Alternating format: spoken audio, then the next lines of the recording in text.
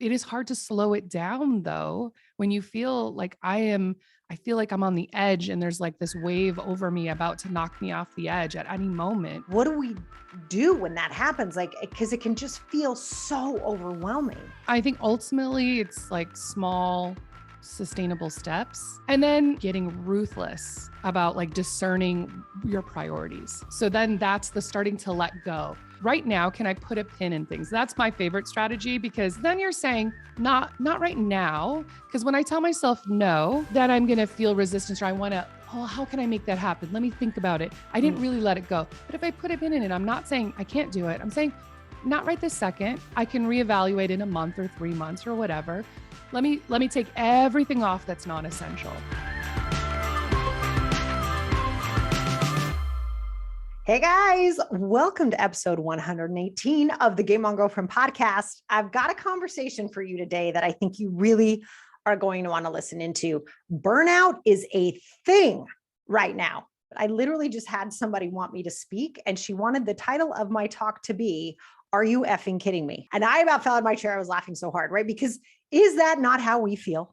Is it like, oh my gosh, there's so many things to be doing. And I can't wait for you to listen in today, because today's guest is Amber Hawley. She's a licensed therapist. She owns many businesses, and she really supports all of us wackadoo entrepreneurs who are so driven and so focused and yet probably too busy. She really helps people understand how to shift mindset and make small tweaks in order to make life actually work. The honesty around how hard this can be at times and how frustrating it can be when you're like, I just want to be successful, and yet you run and redo your logo again. And we talk about that phenomenon. And I loved knowing that she was a licensed therapist, so we could really dive into what's driving that behavior in us, what's having us do all these things over and over that don't actually move the business forward.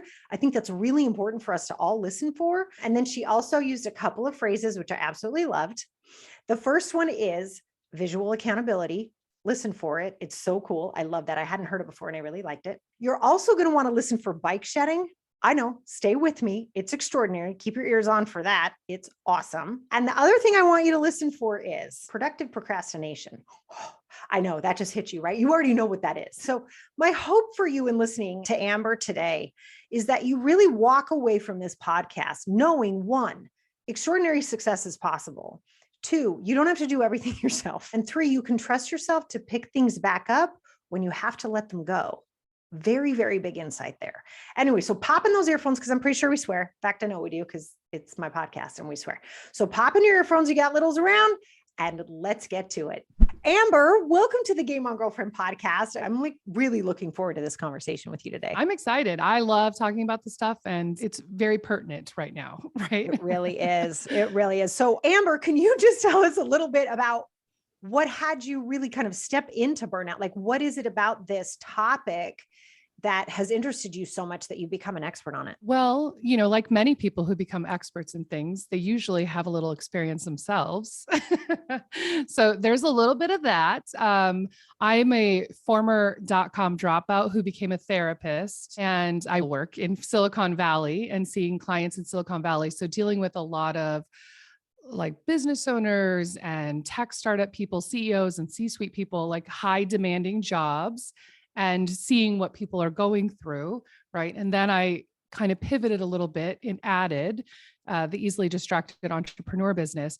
And that was like, I realized it was like going from tech to therapy and back almost to tech, like online business, like marrying the two, because realizing so many business owners are dealing with all of this stuff that impacts their life and their business. And I don't think we're talking about it enough, right? Oof. So I always say I help with the emotional side of business. And I think burnout just feels like an inevitable stop in the entrepreneurship journey, the way that modern entrepreneurship is set up. What do you see that maybe we're doing to ourselves, or how we're setting it up, that leads so directly to this? There's a few pieces that kind of go into it, but like the big picture of it is it's kind of that hustle culture. They would just say, oh, well, we're having a launch. So of course you're going to work 80-hour weeks because we're launching something new, or there's a new software release or whatever, or they're a true startup which usually means you might have 3, 4, 5 people running the entire business. And so people are wearing multiple hats, right? And that's the same as being an entrepreneur. Usually in the beginning, most people are solopreneurs. And so they're doing everything, right? They're doing the work that they do. So they're the technical work that they do. And then they're also like doing all the administrative work and all the financial stuff and all of the sales calls and, like doing all of the things and just feeling like either one, that they can't afford to outsource, or this is how it's supposed to be in the beginning until you reach this big thing. And I think there's a lot of mindset around hiring or delegation or asking for help, or even setting boundaries on your hours. Like, you must not want it bad enough because you're only willing to work these hours. No, I had somebody say once to a client of mine, "Have you mortgaged your house yet? You must not be serious." And I was like, when did this happen? But it's that same mindset of, are you bleeding dead in the street yet? Oh, I guess you don't really care. It's like, wait, I'm sorry, what? It's a really interesting phenomenon in a lot of these institutions, like the way that these systems have been set up for us, even as entrepreneurs, really were set up by men before we sort of entered the scene and started playing at the level we're playing. And I think it's a very, it's a toxic masculine trait, right? Of like, I will work until I die. And then we bring in women who are so great at multitasking and can wear the multiple hats. And we get so passionate about what we're doing. It's almost like this like perfect storm to set up burnout. I see so many female entrepreneurs dealing with that same thing where there's this toxic masculinity culture. Then they're going home and doing all of the invisible labor that most women are dealing with. If you've been in the tech world at all and you see as people are ascend and are in these higher roles, like they have household managers in addition to nannies, in addition to personal assistants, in addition to executive assistants. Like they have this whole team of support, which is fantastic, but it's not really talked about. And so there's, again, this idea of like, I should be able to do this. Like if I just did it better, I could manage it all. As you're comparing somebody's like year 15 to your day 15 or your month 15, right? And it's a totally different world. But you said something really, really important, and that is that it's invisible work. And even when there's a support team in the background, that's invisible too. I think you just gave me my favorite phrase of the year, which is invisible work. Like that, I just love that so much. I think it's right. And I think it does seem to fall at this point in time a lot more on women than it does on men, given the amount of social change we're seeing and the gender fluidity that we're seeing and the shifts around all of this, that like, it's enough now.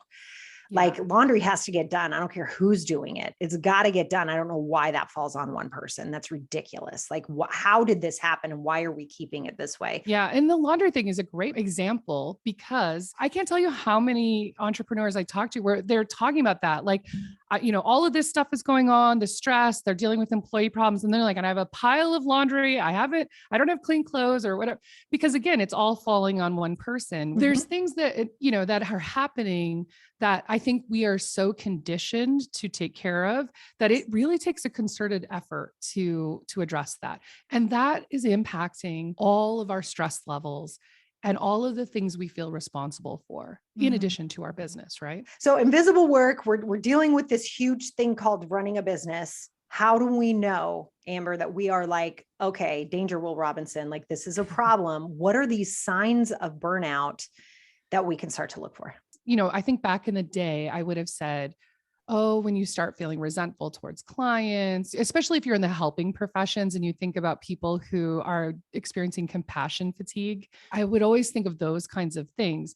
But then I realized after like my first bout of like burnout was I loved seeing my clients. I felt energized. I showed up. I was always there. So I thought, well, I'm not burnt out. But then I realized, so here are some other signs. I'm chronically avoiding like the administrative stuff, like billing clients or, taking care of things that are supposed to be done, like taxes, things that are important, things that usually we're dreading in our business, the not fun stuff, right? Also, you might have a passion for your business and you love working, which so many of the people I know are like, because they love it. They love what they do.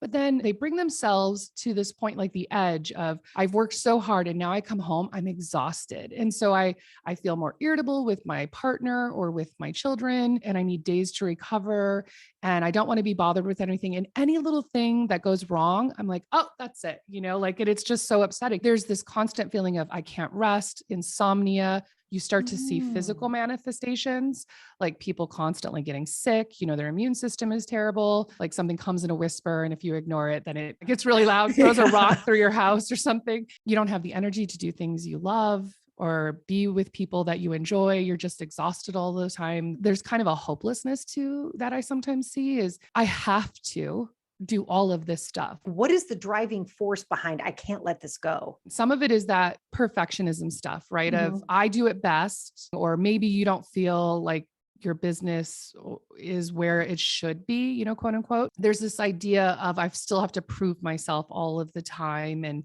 also there are people like, I can't hire somebody. I can't afford it. I'm not making enough money. Not realizing, of course, well, actually outsourcing and getting this stuff off your plate actually, and I hands down believe this, will make you more money because it does free up the energy. But when you're starting out and you don't know, it's very scary to take those leaps to say, I'm going to hire somebody before I feel financially ready to do that. So there's a lot of different reasons. And sometimes it is just I'm so in the weeds, I can't even figure out how to reach out for help. And I think what you're saying is so important, but it's so scary for people, isn't it? It's like, oh my gosh, how can I afford to pay somebody else? I'm not even paying me yet. Like that sort of mentality, right? It is a scary thing to put yourself out there. And often my experience is when people are in that place, they also really don't know their numbers. They don't have budgets. They don't really know what's happening. So there's this idea of I don't have enough. And when you sit down and do the numbers, you're like, oh, I do have it. I just didn't take the time to think about that. It is hard to slow it down though,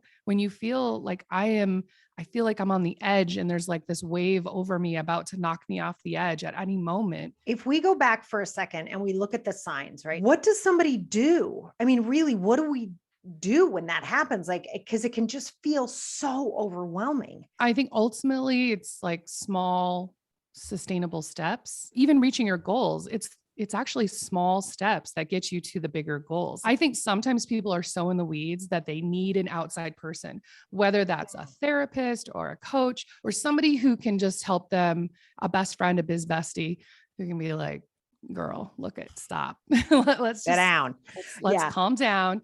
And then getting ruthless about like discerning your priorities. So then that's the starting to let go. People will start that journey. And then it's like, that old narrative kicks in of, but if I just did it better, I could actually do all of this right now. I am really guilty of this. So I understand the pull and the draw of the shiny objects, but understanding like right now, can I put a pin in things? That's my favorite strategy, because then you're saying, not right now. Because when I tell myself no, then I'm going to feel resistance, or I want to, how can I make that happen? Let me think about it. I didn't really let it go. But if I put a pin in it, I'm not saying I can't do it. I'm saying, not right this second. I can reevaluate in a month or 3 months or whatever. Let me take everything off that's non-essential. I'm not going to commit to extra events. I'm going to tell the charity I volunteer at, hey, I'm not going to be available for a couple months. I'm reassessing my life. It sucks. It's hard, but it just takes those little steps and you can get back there. That doesn't mean you can't ever do it. No, I think what you just said is really great. And I hope people really heard that it's really giving yourself permission when it's appropriate. There's this fear that if we let it go, it's going to stay that way forever. Like we're never going to pick it back up again. And the house is just going to implode. And we're going to be like those people that are on hoarders where they have to come through and like, and it's like, it's okay for things to slide and we got to trust ourselves. We're going to pick it up again. It's going to be okay. I'll guarantee there's somebody already going, I'm not going to do that. Because when my house is a mess, I can't concentrate. Yes. I'm the same way. So there are other strategies, right? Like for me, I make sure my bedroom is clean, my car is clean, and my purse is clean, and my office. Having like safe spaces to go to where I can feel like, my brain can work. Sometimes there's that emotional work to be done that helps you let go of that stuff. But some of it is just believing, if I take a break, if I take a step back and take a couple of days to, one, give myself some rest, and then two, really have this time to look big picture at my business. Where's my energy going that actually isn't moving the needle? And that's ruthlessly getting rid of everything that's non-essential. Right now, you're taking time to assess and rest. We have to give ourselves this downtime because then we get more creative And then we have the mental space. We're not so fatigued where we can say, okay, I'm going to let this go. Or like I said, put a pin in it. I'm going to delegate this. I'm going to let this go. You have to evaluate, what are all of my commitments? And I don't think people do that very often. They don't they think they know, but that's why I like having it written in black and white, because that's visual accountability, right? Oh, I love that. Visual Yeah. accountability. That's cool. Yeah. And that lets me assess, like, I'm not superwoman, so that is not going to happen. So I need to let some of this go. Anytime we have something we feel we have to do, that word, I have to do this, is actually an opportunity to see what needs to get healed. It's like, why do I have this pressure on me? What is happening here? And what is this telling me that I could maybe look at and examine to see if there's something here for me to heal, so I can be free about this. And then if I choose to continue to do it, it's a choice. It's not a pressure. I didn't even think of it in those terms, but I love that, because that's exactly what it is. And I'll say to people, anytime you hear yourself kind of out loud, you're like, oh, I still need to do X and I need to do X. And then but you realize each week you're still saying it. I was like, that's the thing you should either let go or just like address quickly, if it's like a smaller thing. But it's something that's telling you, I'm feeling pressure to do this thing. And then, like you said, you got to look at, why do I feel this pressure? Yeah. I'm going to take those have tos. What do I have to do? I do have to eat, I have to sleep, but the rest of the stuff, you get to do it. So how can you shift that? I get to show up for my kids, and I'm going to say 90% of the time, because I am a human with competing, priorities. And 90%, even 80% is great. And they don't care. Like, you know what I mean? I don't know what sitting at a game, being on your phone doing email is doing for anyone. I don't know what that does for the kids. I don't know what that does for the people you're emailing. And I sure as hell don't know what it does for us. Like, exactly. That's not being there either. Well, we're kind of lying to ourselves. We're kind of tricking ourselves. And like you said, when I go to my kids' games, which I do love, I am selective about it, because sometimes I need to rest. I'm tired, but I am present, and I am actually paying attention and watching the game. I'm not on my phone. And so I'm really getting all of that out of there. And, I still listen to them when they share about their games. And, that's the thing to realize, like, we're in the wrong species for perfection. 90%, 80% is great, but let's look at, what can I get to? I get to show up for my kids. I get to have flexibility in my schedule. I get to work really hard today and do this workshop. You also get to say, no, I'm not going to do social media until I have all of my systems and I have like a team, or, even a VA or one person supporting me. What little things can I let go? Will it really impact anything? But I think underneath all of it, what's so important is, who am I doing this for? Why am I doing this? And then you also brought up the 80-20 rule, which I thought was really important. And it's like, is this even pushing anything forward? Or is it just something I think I'm supposed to do? And I don't think we ask that question enough. Is this actually moving my business forward?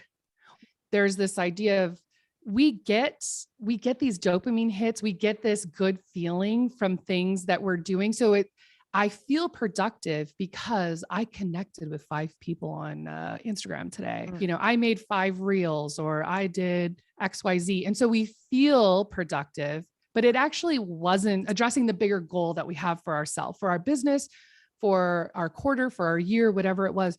And so that's called bike shedding. When we put these efforts into things that, are valid, can make it look pretty. You can see something is done, but it actually did nothing, like you said, to move the needle or to move us forward in reaching this goal. We could have reached the goal regardless of that. Or productive procrastination. Like, that's the other thing I see a lot, right? Is that like cleaning the dishes before you do the work you're actually supposed to be doing? Is that productive? Yes, that can be, but it also could be, I'm going to be speaking in a month. And so now I have to get a logo and design new business cards and get them ordered today, when really I should be working on following up with those clients that I had just met with. You could say, well, I want this to happen and it's important, but it's not really important. We need to let revenue producing tasks lead our task lists, right? Not the stuff, the pretty, right? Writing your outline or working on a draft of an email to a potential client is a lot harder. It's not as sexy, and it's work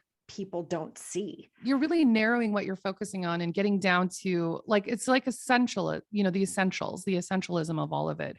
And when you do that and you're getting rid of all this other stuff, it's amazing how much space and free time frees up. Now, I'm not going to pretend that I have like copious amounts of free time because I still do have a family and all this other, and, friends I want to talk to.